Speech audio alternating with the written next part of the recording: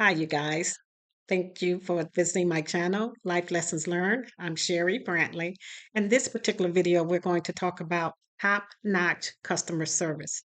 Now, we all know how customer service can be these days. It's usually more non-service than service. But I've always, no matter what type of job I've secured, if I agree to do a job, I'm going to do a damn good job. Okay. It doesn't matter. Well, I shouldn't say it doesn't matter about the pay, but if you agree to that pay, then you've agreed to it. Okay. I never understand when people say they don't pay me, they don't do this. I'm like, but you agreed to all of that. Okay. So I'm not going to go into that. And I get it. There are sometimes when we're being offered much less than what our skill set is, but that's when it's up to us to negotiate and or either look for something else. But for customer service, for me, and remember, this has been back in the day, but customer service even today is a pretty big, major um, opportunities. So there's lots of places that, still use customer service and actual people that are answering calls and things like that. In this particular job, and this was quite a few years ago, I worked in a mutual fund company. And of course, people would call in to make transactions, make deposits, make withdrawals, transfer funds, things like that. And for me, if there's an issue or a problem that a customer is having, my thing is to find out what that problem is or what that concern is or what that issue is, and then see what type of ways I can help them or assist them to resolve it. So if it's something that we can do on our end, of course, that's what I would like to do. If it's something that we still need from the customer, I explain clearly and concisely what they would need to do in order for me to assist them. So I wanted to kind of get that out the way. Now, there are some times when our coworkers or colleagues, they may not have the same level of care or customer care that we may have, which is fine because that does not impact the level of care that I give. So, in this particular instance, a an older lady had called, and she wanted to do some transactions on her account. But the problem was, or I shouldn't say problem, the issue was her husband had passed away, so he was no longer, able, of course, to transact. Um, and there was some paperwork that she had sent in to us, and she was calling in to see if we had received it so that she can begin to make transactions. So I saw, yeah, we had received it and everything, and I said, "You're good to go." And so she said, "Well, I've called 5 times," and she said, "And 5 times you guys would send me something in the email." She said, "But I can't get it." So I'm like, "Okay, if we sent it, you should be able to get it, number 1." So I took a look at the past information that we had on her, and I said, "Oh, yeah, I could see 5 other people did email it to you." So I confirmed the email address, and then it was correct. And then I asked if she were able to view her email, right then and there, because I would resend this to her and then I would go over it with her. So, so far, so good. Now, this lady happened to be Greek, and so English was not her first language, and she had a very heavy accent. And she was, by this time, of course, upset. She's like, "This is my sixth call, and everyone keeps saying they'll help me, and I'm not getting any help." So I told her she was in good hands. I'll see exactly what's going on. So I emailed her this document. And on our side, we can see if it says email sent, if it came back or it's undeliverable, it would say that almost like immediately. So I said, I've sent it to you. Are you able to see it? And she said, "Yes, I can see it." I said, "Okay, are you able to open it?" And she said, "No, that's why I'm calling. You guys keep sending me this stuff and I don't know how to open it." And she, like I said, was elderly, probably in her late 70s, almost 80s. And I know how difficult it can be for an older generation, 'cause I'm an older generation now. And if I hadn't been trained on the stuff, I wouldn't know how to open documents. But so I told her, I said, and okay, so I should say this. Again, as you guys know, I'm trained in peer mediation, conflict resolution, and alternative peace keeping. So it's different language that you use when you're, working with someone that may have a language barrier or need more clarity or whatever. So I said to her, I said, is there, and I, as an individual, I have a knack for asking certain questions when I'm in my position as a customer service person in a way that is not offensive to someone, and they're more able and more willing to assist me to assist them. So I just gently said, "Is there anyone else in your home, with you?" And she said, "Yes, my granddaughter." And I was like, "How old is she?" Because I didn't want her to say she's 5 or 3. I'm babysitting. And she said, "Oh, she's 26." And I said, "Oh, okay." I said, "Can you, have her come to the phone? I'll have her show you how to open it so I can go over it with you." And she said, "Ma'am, she's asleep and she doesn't like me to wake her up." Which is fine. I get it, different households, different things. So I said, "No, I understand that." I said, "But we've sent this to you 5 times and I we haven't resolved your issue." I said, "So if there's someone in the home with you that I can go over it with, if you can ask them that I'm asking you to awaken her so that we can get this taken care of for you." And I should say that this lady was trying to make a really big withdrawal from the account. So she said, "Oh, okay, hold on." So, she placed the phone down, and then I could hear her talking to someone in a different room. And then she comes out, and her granddaughter is with her. And so I introduce myself and I say, "I'm on a recorded line." And I say, "I'm trying to help your grandmother do something, and she's having some difficulty with, her email." And the girl says, "Yeah, she doesn't know how to open email or do any of that stuff. I'm surprised she even knows she has an email address." So we kind of laughed at that. And I said, "So I need you to help me." I said, "Because she's been trying to get this taken care of now for some time, and we haven't been able to resolve it." So I was able to have the granddaughter open up the actual email, and then I asked her to stay there on the speakerphone while I went over everything with her and her grandmother as to what was needed. And the way that our systems work is while someone is on the phone with us, if they wanted to do a transaction, they can begin to do that on their um, computer system, and we would be able to see, what they were trying to do, and would be able to confirm, if she had done whatever she needed to do right. So there was a form that they needed to sign electronically, and the granddaughter sent that in to me. And so I said to the customer, I said, "I have it." She said, "You do?" I was like, "Yeah, I have it right here." I said, "It has the signatures and everything that we need."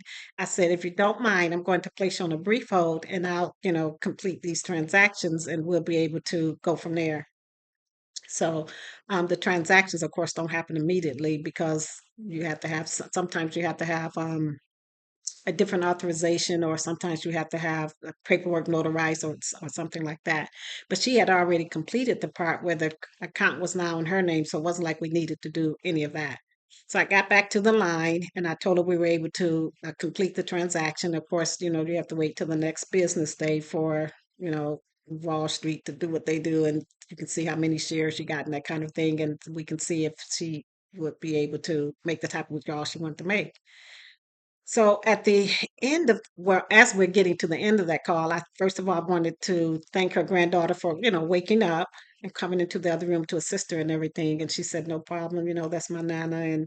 And she said, I don't know why she acted like I would be upset.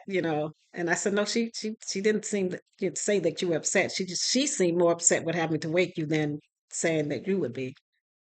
So as I'm finishing the call with the customer, I'm saying, "Okay, we have this taken care of. You'll be all set. Is there anything else that I can assist you with?" And you guys, like I said, she was withdrawing a large amount of money.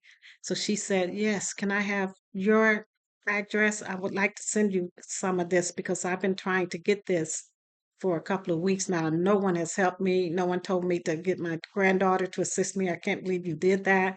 And I said, "Well, you guys know we can't take their money." So I was like, "No, no, that's all fine. I mean, that's not what we're here for. My job is to give you the customer service that you needed." And I could see that those other emails had gotten to you. So when you said you weren't able to open them, we just needed to do a little troubleshooting to see why. And I said, And I can kind of tell you weren't familiar with the system or anything, so it's just best to have your granddaughter, assist us. So she was like, she started crying and she said, "No, you don't understand. My husband used to do all of this. I'm not used to doing any of it, and no one was helping me at all. And then I get you on the phone, and you not only help me, you help my granddaughter to help me.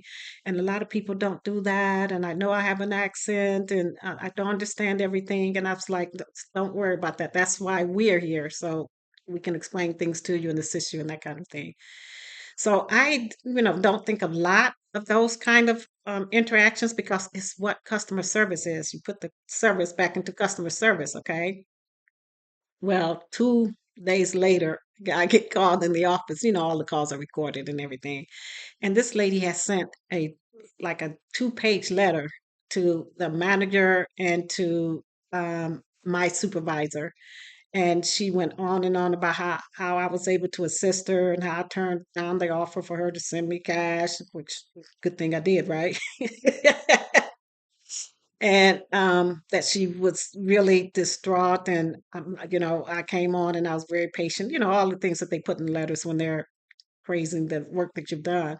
And so the supervisor and the manager actually listened to the call because they was like, this letter was really glowing, and we just wanted to, see if you knew this lady or if it was just someone trying to, get you a raise. I'm like, really, come on. But anyway, um, so they really appreciated that, and they did wind up. Um, Well, I can say this now because I don't work there anymore. So they did wind up giving me a bit more of a bonus that year. And not just because of that one. I would always get letters from customers who, for whatever reason, weren't able to get assistance. People told them, yeah, we sent it. That's all I can tell you. They didn't check up on it to see why they couldn't open it or if there were some other issues going on or anything like that. And my thing is, first of all, we're going to be at the job for 8 or 9 hours out of a day anyway. So we may as well help the people that need help. And sometimes, yes, I do go out of my way to help those that really need additional assistance. But again, for me, that's what customer service means. Those that need help, we service them. So I always took pride in my work. I always enjoyed working with the customers that I had, and I'd love to tell them you're in good hands with me because whatever the issue is if it's something that I can resolve or rectify or come up with some type of a resolution that's going to assist the overall plan of this, then that's exactly what I'm going to do. And sometimes, that means you're going to be on the phone longer or you're going to you do more things after the call to make sure things are done. But I'm not a numbers person. Well, I shouldn't say that. I'm not a quantity person. I'm a quality person. So even if I had like metrics with it that said you have to do, we'll just say 20 claims a day, and I'm doing 11, but those 11s don't have errors, they're not being returned, folks are not calling in complaining, then that's what I focus on. And so I don't allow myself to get caught up in that whole thing of we got to keep pushing the, I'd rather have 20 with errors than 11 without. I'm like, no, you should want them without because now the customer is no longer frustrated. Your job is done. You're not getting a third or fourth call for something that should have been completed on the first or second call. So I said all of that to say we all know most, nah, see, there I go again. Not most, but many jobs have customer service reps. And we all have dealt with customer service reps that, quite frankly, don't give a damn or don't know their job and they're just transferring you to someone else or, placing you on hold and doing that kind of thing. But if we all as a society begin to do our very best in whatever capacity that we can do that in, we can really truly make a difference for other people. And in doing so, we actually eventually make a difference for ourselves. So this is life lessons learned. I'm hoping some of you out there that are doing customer service, and I get it. Your boss wants you doing the job of 3 people for the pay of one. Um, Sometimes you're short-staffed and overworked. I get all of that. But my personal lesson is the customer should not suffer as a result of that. So, and of course, if you put yourself in the customer's shoes, then you can kind of see it from their point of view and want to help people when it's needed. So, this is Sherry Brantley. The name of this channel is Life Lessons Learned. And there are so many lessons I learned through life with the different jobs that I've held. The next video, I'm going to talk about two insignificant. Make sure you understand that word, insignificant jobs that I held, or I felt they were. And then I found out how important they were to the people that I was servicing. And I shouldn't say insignificant because to me, really, no job can be that. I mean, if it's something that needs to be done, it has significance. But I'll tell you the story of, and these two jobs that I will go into in the next video were secondary jobs. So I had full-time job and then some part-time jobs. And unfortunately, sometimes when we have part-time jobs, we're like, well, it's only part-time, I'm only doing it for extra money or whatever. And that was and I don't take that kind of an attitude, but I was like, this isn't working out, so I'm going to, make a change. And then the customers came to me and let me know how important my insignificant job or how significant it was for them.